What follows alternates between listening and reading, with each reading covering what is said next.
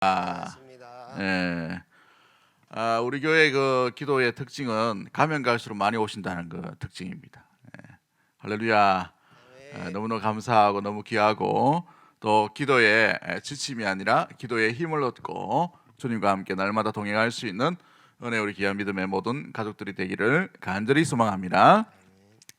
오늘 본문을 읽었던 우리 시편 21편, 시편 22편 1절 말씀과 전체의 말씀은 약 BC 1000년경에 다윗이 압살롬의 반란을 피해서 도망할 때에 처참할 대로 처참한 가운데에 하나님 앞에 어찌하여 나를 버리셨나이까 라는 고백으로 이렇게 지었던 시다라고 추정하는 성경학자가 있습니다. 또 어떤 학자들은 자기 아들이었던 압살롬이 자기를 죽이려고 왕궁을 정복하고 난 뒤에 쫓겨나면서 그 비참한 가운데 하나님이여 나를 어찌 버리셨나이까 이렇게 그때에 서였던 시가 아닐까라고 이렇게 추정하고 있습니다만은 시편 22편 전체를 보면 단순히 그런 문제가 아니라 이 시편 22편은 다윗이 선지자적인 그런 관점과 마음으로 성령께서 감동하심으로 말미암아 장차 메시아가 당하실 고난에 대한 그 예언을 고백하는 내용이 담겨져 있습니다. 그래서 고난의 시, 메시아의 고난의 시라고 말할 수 있는 시편이 바로 이 시편 22편의 말씀이죠. 이 시편 22편에는 예수님께서 당하신 모습이 그대로 예언으로 적중하고 드러나는 것이 1절과 18절에 있습니다. 1절과 18절, 18절 우리가 읽지 않았지만 속옷을 나누고 겉옷을 나누더라라고 이렇게 되어 있죠. 겉옷을 나누며 속옷을 제비 뽑나이다라고 이렇게 고백합니다. 이것을 볼 때에 다윗이 이 성령의 감동으로 말미암아 장차 오실 메시아가 어떤 고난을 받을 것인가에 대한 예언을 하고 있죠. 그 예언이 그대로 이루어진 것이 오늘 우리가 읽었던 마태복음 27장 45절과 46절 말씀 가운데 일어나게 됩니다. 엘리 엘리 라막 사막다니, 예수 그리스도께서 십자가에 달려 죽으시면서 외치신 이 고백이 여기에 담겨져 있죠. 예언대로 말씀하시는 것을 그대로 보게 됩니다. 사랑하는 성도 여러분은 혹시 외면이나 거절, 또 혹시 다른 사람으로부터 버림받은 혹시 기억이 있나요? 옛날에 그 인간이 나를 버렸어, 뭐 이렇게 애인에 대한 그런 아픔과 슬픔이죠. 사귀다가 헤어지고, 뭐 사귀다 헤어질 수 있지만 꼭 우리가 사귀다가 헤어지면 어떤 마음이 듭니까? 나를 버렸다라는 생각을 가질 수가 있지요. 버린 게 아닌데 서로 맞지 않아서 헤어진 것인데 버렸다라고 이렇게 생각할 수 있습니다만은, 아무튼 믿었던 친구가 우리를 버린다, 우리를 떠나보낸다, 우리와 단절한다, 이것은 인생에 있어서 굉장히 큰 상처와 아픔이 될 수가 있어요. 나를 버린 사람이 내가 가장 신뢰했던 사람이라면 그 상처가 여운이 너무나도 오래 평생에 걸려서 우리에게 찾아오게 되는 것을 보게 되지요. 우리 예수님도 많은 버림을 당하신 분이십니다. 어떻게 버림을 당하셨습니까? 첫 번째가 사람으로부터 버림을 당하셨어요. 사람으로부터 버림을 당하신 예수님이시죠. 어떻게 버림을 당하셨습니까? 3년 동안 제자 훈련을 열심히 하시고 모든 삶을 다 함께 하셨던 그 모든 세월에 있었던 그 제자들이 어떻게 버립니까? 예수님을 저주하거나 그 십자가 앞에서 은삼십냥 앞에 예수님을 팔아버리는 그 제자도 있었고, 베드로는 예수님을 아예 저주하면서 배신하고 버리는 일이 일어나게 되었습니다. 멀찍이 쫓았던 베드로의 모습을 우리는 알고 있지요. 그렇게 예수님 곁에서 가까이 있어서 주의 나라가 임하실 때 오른편에, 주의 나라가 임하실 때 나를 좌편에 두게 해달라고 그렇게 얘기했던 여러 이 제자들이 어느 날 이 십자가 앞에 잡히시는 그날 뿔뿔이 다 흩어져 버리는, 철저하게 제자로부터 버림을 받으시는 예수님의 모습이 우리는 잘 알고 있습니다. 또 어떤 버림이 있습니까? 고치셨던 사람들, 먹이셨던 사람들, 귀신을 떠나게 하셨던 그 놀라운 것, 또한 이 예수님께서 또 죽은 자를 살리시는 일들이 얼마나 많이 있었습니까? 그러나 그 수많은 기적을 경험했던 사람들이, 이제 예수님을 호산나 호산나 하며 환영했던 그 사람들이 군중으로 바뀌어서 십자가에 못 박으라 십자가에 못 박으라 하는 군중 사람들로부터, 수많은 무리로부터 버림을 당하는 예수님의 모습을 우리는 잘 알고 있습니다. 그런데 그것과 비교할 수 없는 절망과 고통과 버림이 있어요. 그 버림이 무엇이냐 하면 아버지 하나님으로부터 버림을 당하시는 장면이 오늘 우리 본문에서 읽었던 내용 가운데 있지요. 나의 하나님 어찌하여 나를 버리셨나이까. 이 아버지로부터의 이 괴리와 아버지로부터의 멀어짐, 아버지로부터의 떨어짐은 이 사람으로부터 당하는 버림과 제자로부터 당하는 버림당함과는 상상할 수 없는 아픔이 담겨져 있는 고백이 우리 예수님께서 십자가에 달려 죽으실 때 하셨던 이 버림받은 상처와 고통과 아픔이었다는 사실입니다. 늘 함께 하셨고 늘 가까이 하셨고 아버지께서 내 안에, 내가 아버지 안에 있는 그 삶으로 이 요한복음이 이렇게 기록되지 않습니까? 요한복음 말씀에 그렇게 하셨던 아버지와 아들과의 관계가 오늘 이 십자가의 절정 앞에서, 십자가의 이 절규 앞에서, 십자가의 이 고통 앞에서 마지막 숨을 고르시고 절망과 고통과 아픔 가운데 있는 그 정점에서 아버지마저도 나를 어떻게 버리시나이까라는 아버지의 임재의 부재를 느끼게 된 것이 바로 메시아이신 예수 그리스도께서 고백하시고 있는 장면 가운데 있게 되지요. 그런데 엘리 엘리 라막 사막다니, 여러분 본문을 보시면은 마태복음과 마가복음과 여러 본문에서도 이 본문이 드러나지만 엘리 엘리 엘리흐 라박 사막다니라는 이 본문의 내용은 마치 엘리야를 부른다라는 발음과 유사하지만 나의 하나님이라는 하나님을 찾고 아버지를 기억하고 아버지의 임재하심을 사모하는 가운데 마지막 줄기로 아들이 외치는 아들의 통곡과 절규의 소리였다는 것을 보게 됩니다. 그런데 27장에 마태복음에 보면 이 엘리흐 라막 사막다니라고 외치실 때에 배경이 어떻게 됩니까? 배경이 45절 말씀에 제6시로부터 온 땅에 뭐가 임하였다라고 되어 있습니까? 어둠이 임했다. 그 다음에 예수님께서 엘리흐 라막 사막다니라고 외치시는 것을 보게 되지요. 절규 가운데 앞을 보니 수많은 사람들이 손가락질합니다. 십자가에서 내려와 보라. 네가 메시아면 당장 자신을 구원하라 라고 하지만 그리스도께서 묵묵히 십자가를 지십니다. 저희 죄를 사하여 달라고 그렇게 고백하시고 용서하시는 십자가에 달리셨지요. 그런데 하늘을 우러러 보니 하늘도 막혀 있는 것을 보게 돼요. 아버지 하나님과 아들 하나님께서의 막힘이 있는 것이 상징이 바로 이 온 땅에 어둠이 임하여 제9시까지 계속 되더니라고 되어 있어요. 제6시부터 제9시까지 3시간 동안 하늘 아버지의 임재를 아들 예수 그리스도께서 찾고 절규하고 있지만 우리 하나님께서 하늘을 막으시면서 어둠이 깔리며 듣지 아니하시고 고개를 돌리시는, 어찌 보면 버림이 아니라 외면하고 계시는 이 상황이 오늘 우리가 읽었던 27장 45절과 46절의 말씀인 것이지요.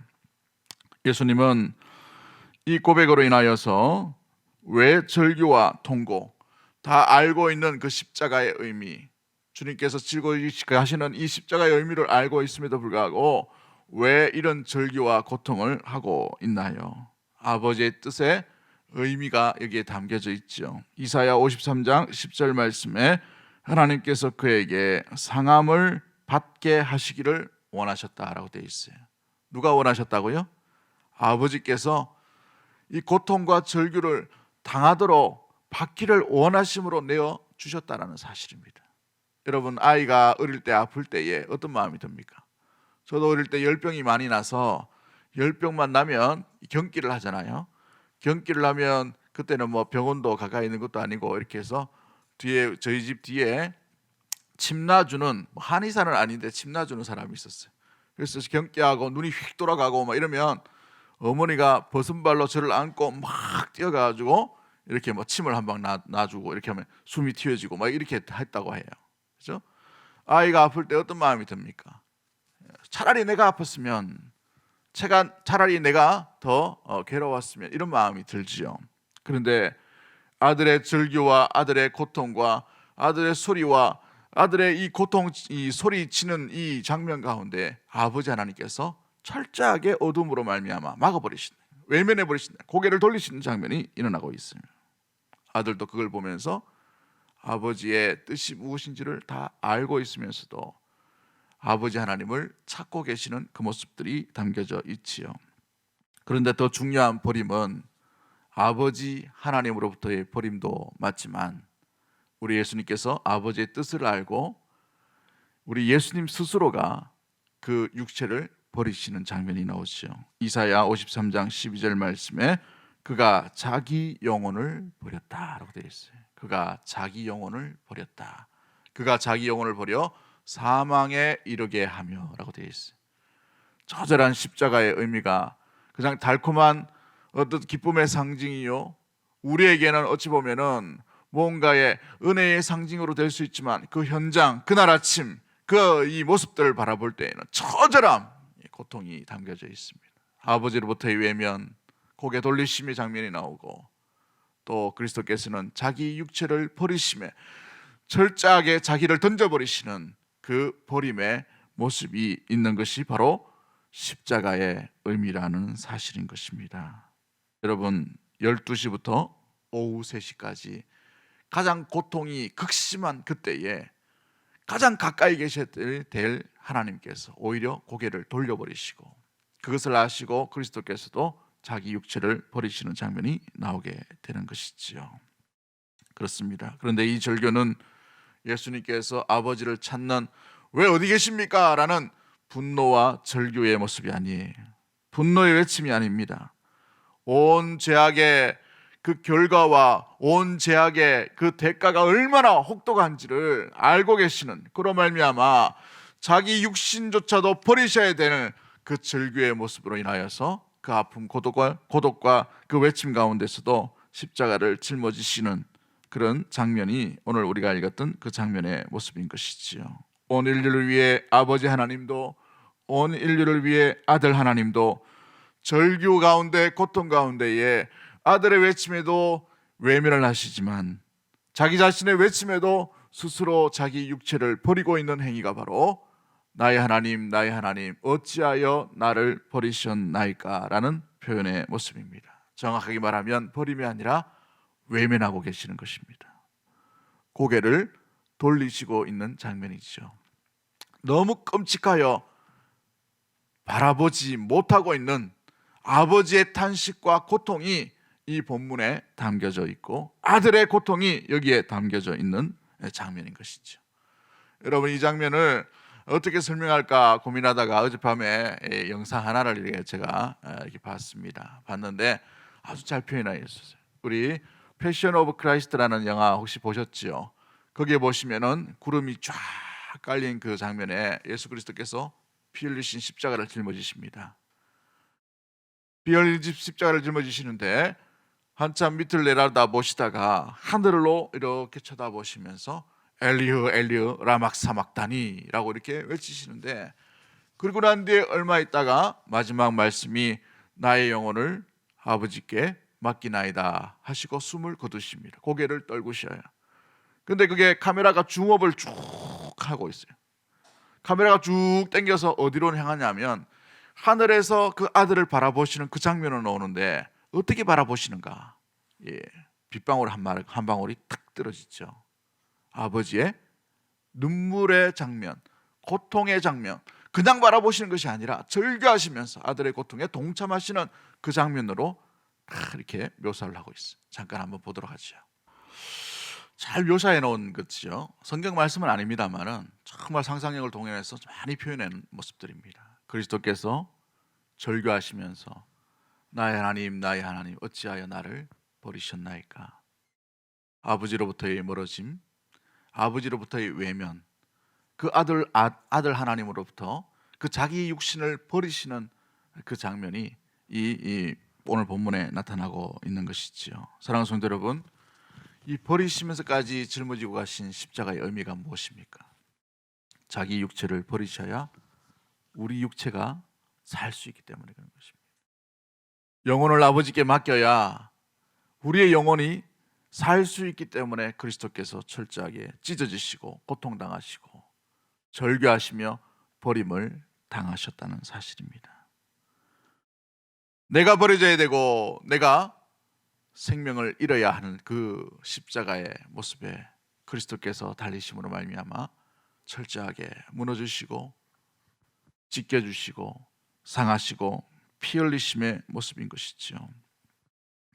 아버지로부터의 외면을 당하시고 아들 하나님은 철저하게 순종하심으로 자기 육세를 버리심으로 지신 십자가입니다.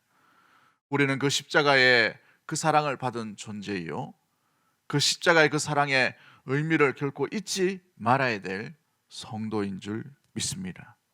성도는 이 십자가가 어떻게 우리에게 다가왔는지, 어떻게 우리에게 이 은혜로 나타났는지를 결코 잊지 아니하고 놓치지 말아야 되는 것입니다.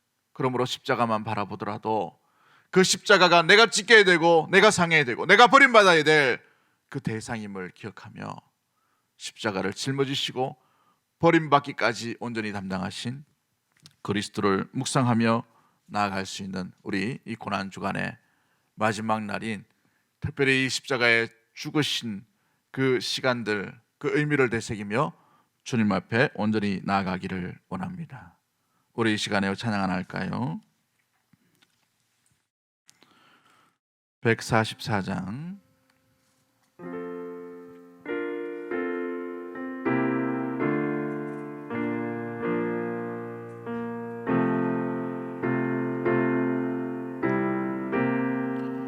예수 나를 위하여, 예수 나를 위하여 십자가를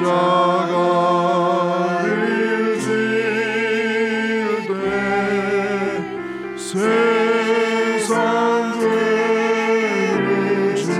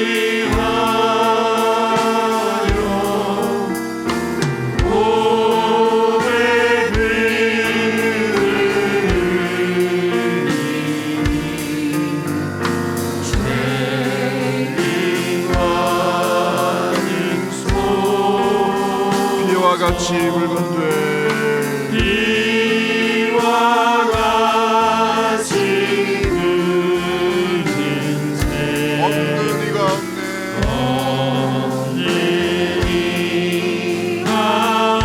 십자가의 몸으로 십자가의 몸으로